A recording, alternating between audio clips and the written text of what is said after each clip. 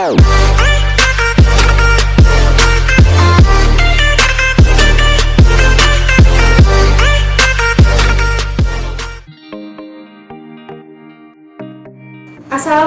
warahmatullahi wabarakatuh. Hai teman-teman semuanya, perkenalkan saya Nafi M. Zulubis dari kelompok 5 sebagai moderator. Dengan teman-teman saya ada 7 orang. Yang pertama ada Siti Nur Fatimah Asfar, lalu ada Rafiki Aptarinda, Kaum Satu Ramadhani, Rini Oktarina, Laras Putri Ideal, Bulan Kanzara, dan Nabila Ratu Siwi. Nah teman-teman, materi yang akan kami bahas ini adalah tentang preservasi perpustakaan digital, di mana ada 7 pembahasannya teman-teman. Yang pertama adalah pengertian perpustakaan digital yang akan dijelaskan oleh teman saya Siti Nur Fatimah Asfar. Lalu yang kedua ada manfaat dan fungsi perpustakaan digital yang akan dijelaskan teman saya Kaum Satu Ramadhani. Lalu ada kelebihan dan kekurangan perpustakaan digital yang akan dijelaskan oleh Rini Oktarina. Lalu ada kendala penggunaan perpustakaan digital yang akan dijelaskan oleh teman saya Rafiki Aptarinda. Lalu ada efektif atau tidaknya dalam pemanfaatan perpustakaan digital di era 4.0 yang akan dijelaskan teman saya Laras Putri Ideal. Lalu ada strategi preservasi digital yang akan dijelaskan oleh Bulan Kanzara. Lalu ada tantangan preservasi digital yang akan dijelaskan oleh Nabila Ratu Siwi. Nah teman-teman, tanpa menunggu lama-lama lagi, yuk mari kita dengarkan penjelasan-penjelasan teman-teman saya. Assalamualaikum warahmatullahi wabarakatuh. Perkenalkan, nama saya Siti Nur Fatimah Asfar. Di sini, saya sebagai pemateri 1 akan menyampaikan pengertian perpustakaan digital. Konsep perpustakaan digital memberi jawaban atas keinginan masyarakat dalam mengakses informasi. Beberapa pakar di bidang informasi mengemukakan definisi perpustakaan digital dengan sudut pandangnya masing-masing.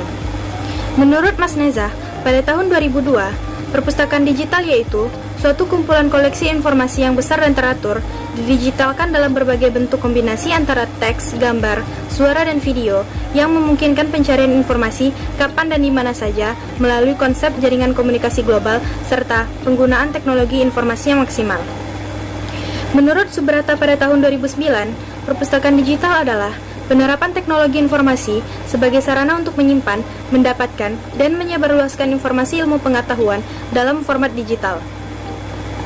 Atau secara sederhana dapat dianalogikan sebagai tempat penyimpan koleksi perpustakaan yang sudah dalam bentuk digital.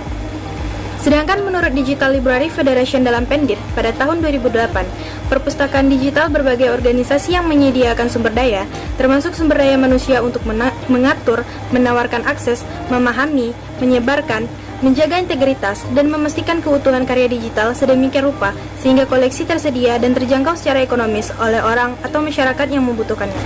Ted dan Lerch pada tahun 2005 menjelaskan bahwa ada beberapa karakteristik perpustakaan digital yang dapat membedakan dengan perpustakaan yang lainnya. Yang pertama, perpustakaan digital harus memuat informasi dalam bentuk digital. Yang kedua, perpustakaan digital harus memiliki jaringan.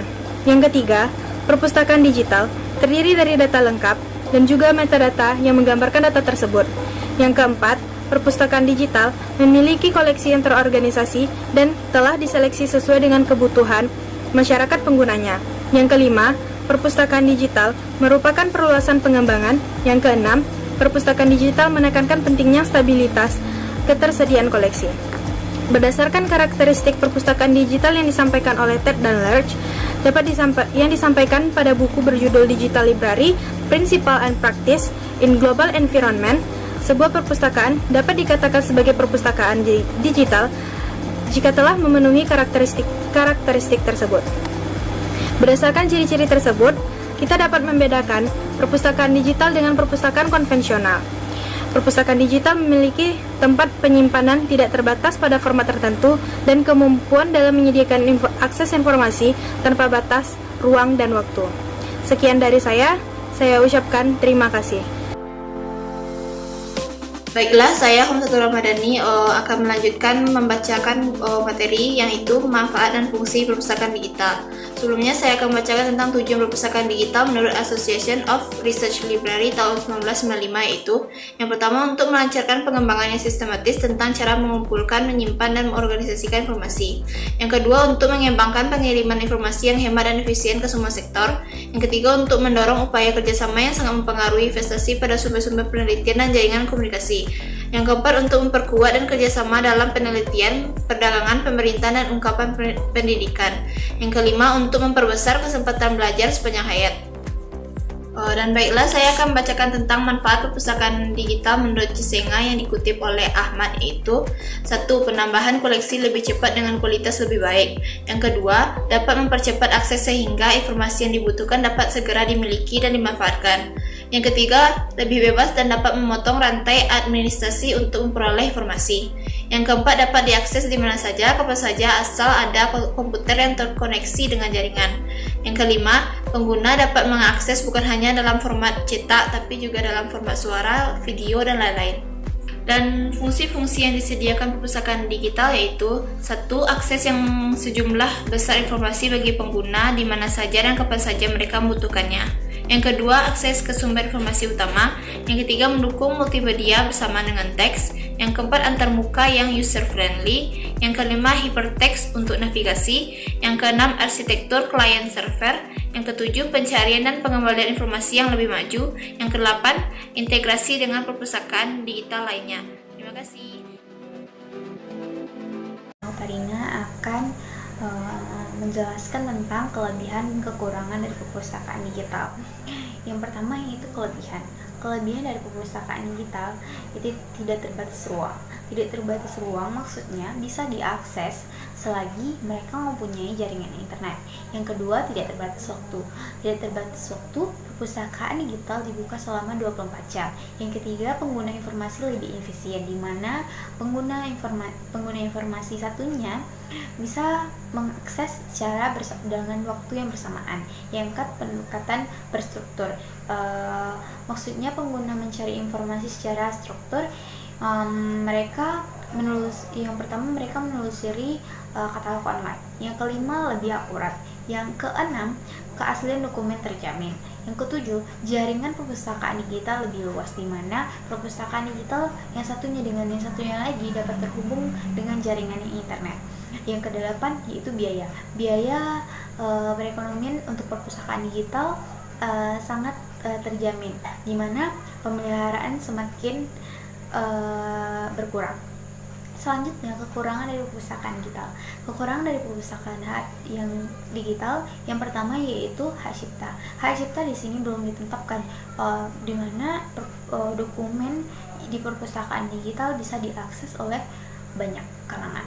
Yang kedua, di perpustakaan digital pengguna cenderung lebih menyukai membaca koleksi yang berbentuk cetak daripada elektronik.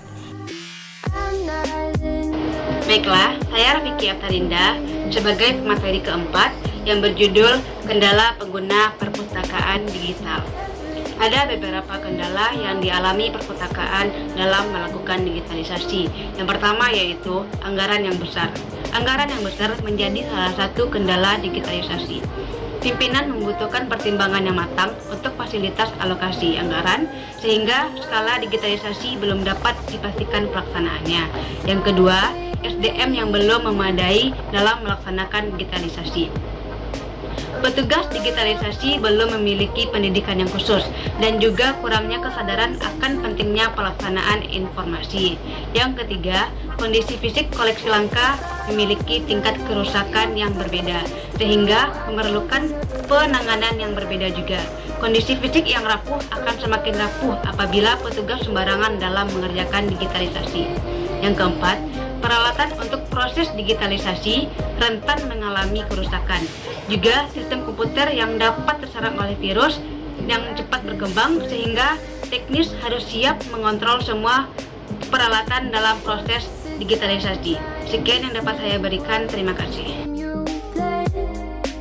Assalamualaikum warahmatullahi wabarakatuh. Saya Laras Putri Idal akan menjelaskan materi tentang efektif atau tidaknya pemanfaatan perpustakaan digital di era 4.0.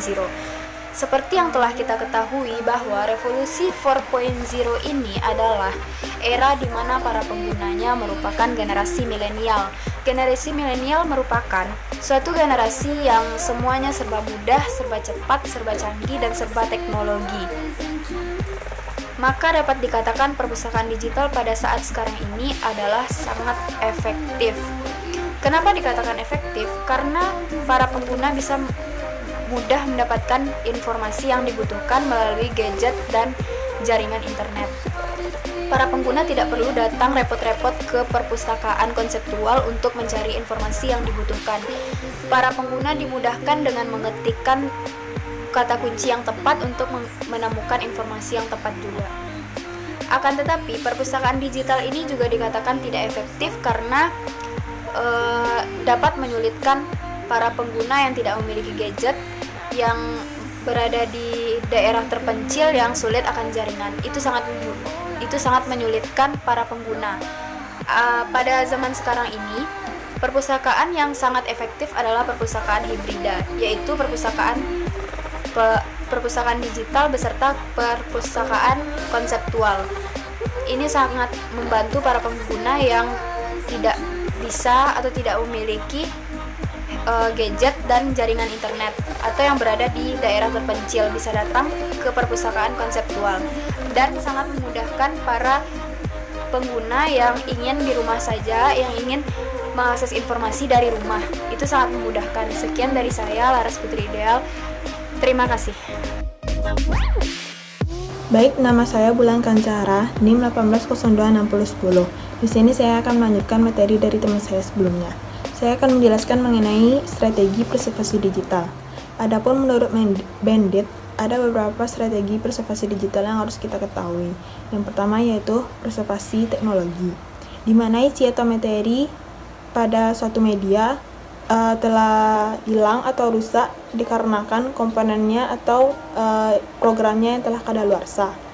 Hal ini dapat dilakukan kegiatan preservasi teknologi dengan cara yang praktis namun dengan biaya yang mahal.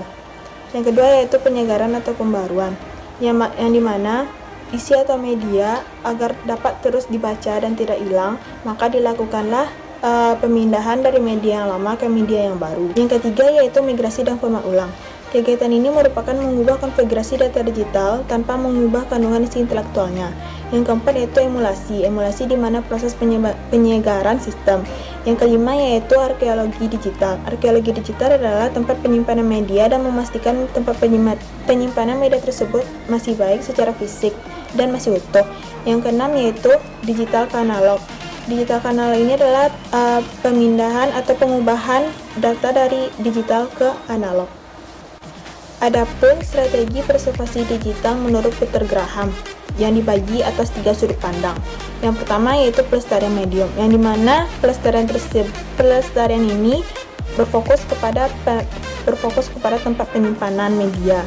Yang kedua yaitu pelestarian teknologi, yang dimana berfokus kepada pelestarian teknologi yang dilakukan untuk kegiatan digitalisasi ini, baik melalui software ataupun hardware. Yang ketiga yaitu pelestarian intelektual, yang dimana pelestarian ini menekankan keaslian isi atau materi agar tidak mudah disalin atau diduplikat oleh orang lain. Saya Nabila Ratu Siwi akan menjelaskan tantangan preservasi digital. Yang pertama, menurut Harvey pada tahun 1993 terdapat beberapa tantangan dalam melaksanakan preservasi digital. Yang pertama, usia media penyimpanan data. Media penyimpanan data dapat berupa objek disk yang hanya mampu bertahan kurang lebih 10 tahun. Karena keterbatasan usia penyimpanan, maka data-data dalam bentuk digital harus kembali disalin untuk mengurangi kemungkinan informasi akibat penurunan kualitas media penyimpanan data. Yang kedua, keusangan peralatan. Perangkat keras dalam menjalankan koleksi digital akan menjadi usang dalam waktu kurang lebih 10 tahun. Dengan demikian, koleksi dipindahkan dan dikonservasi kembali ke dalam format yang baru.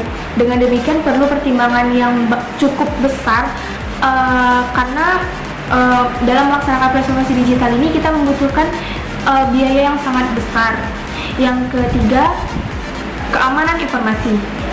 Kemajuan teknologi tanpa disadari mempengaruhi keamanan informasi. Hal yang tampak jelas adalah hubungan antara teknologi dengan hak cipta atau copyright. Yang kedua, menurut Degan dan Tanner pada tahun 2002, mereka menjelaskan bahwa ada beberapa tantangan dalam melaksanakan preservasi digital, yaitu yang pertama, informasi dalam bentuk digital sulit bertahan dalam jangka waktu yang lama. Yang kedua, materi koleksi digital apabila hilang secara tiba-tiba, tidak ada warning atau tidak ada peringatan sebelumnya. Dan hilangnya materi koleksi digital tanpa bekas atau secara permanen. Yang ketiga, masalah-masalah yang berkaitan dengan keautentikan naskah, hak cipta materi koleksi digital lebih kompleks dibanding dengan bahan pustaka tercetak karena materi dapat diubah oleh siapa saja dan materi dikopi secara luas. Itu tadi penjelasannya teman-teman, gimana, cukup menarik kan? Supaya teman-teman dapat lebih memahaminya lagi, sudah saya aja beberapa kesimpulan nih teman-teman. Dimana perpustakaan digital yaitu suatu kumpulan koleksi informasi yang besar lalu teratur, lalu didigitalisasikan dalam berbagai bentuk kombinasi antara teks, gambar, video maupun suara yang memungkinkan pencarian informasi yang mudah serta kapan dan dimana saja dapat digunakan serta penggunaan teknologi informasinya itu secara maksimal. Nah, perpustakaan digital ini sendiri itu dapat memberikan dampak positif bagi pengguna ya teman-teman, karena dia dapat mudah, cepat, kapan yang mana saja dapat digunakan. Nah, untuk pemeliharaannya sendiri itu ada beberapa strategi teman-teman. Yang pertama adalah preservasi teknologi, yang dimana dapat mencegah sebuah isi ataupun materinya itu hilang ataupun dia itu tidak terpakai karena programnya itu sudah rusak maupun kadaluarsa. Lalu yang kedua, penyegaran atau refreshing atau pembaharuan, di mana data-data atau isi materi yang ada disimpan ke media yang canggih dan semakin baru, yaitu contohnya kayak CD-ROM berubah menjadi disket. Nah, yang ketiga adalah migrasi atau format ulang yang berupa kegiatan mengubah konfigurasi data digital tanpa mengubah kandungan isi intelektualnya. Nah, yang keempat, emulasi, di mana pembuatan program terus diulang atau diubah menyesuaikan perkembangan teknologi agar mudah diakses oleh berbagai macam teknologi baru atau versi barunya teman-teman. Nah, yang kelima yaitu arkeologi diubah yang kelima arkeologi digital, di mana barang preservasi cukup mengubah atau menyimpan data dan memastikan itu masih utuh ataupun tidak. Dan yang terakhir yaitu digital diubah menjadi ke analog. Gimana teman-teman? Cukup menarik kan? Nah, teman-teman, mungkin video kali ini cukup sampai di sini aja. Jangan lupa teman-teman untuk like, comment, dan subscribe channel ini. Dan sampai jumpa dan assalamualaikum warahmatullahi wabarakatuh.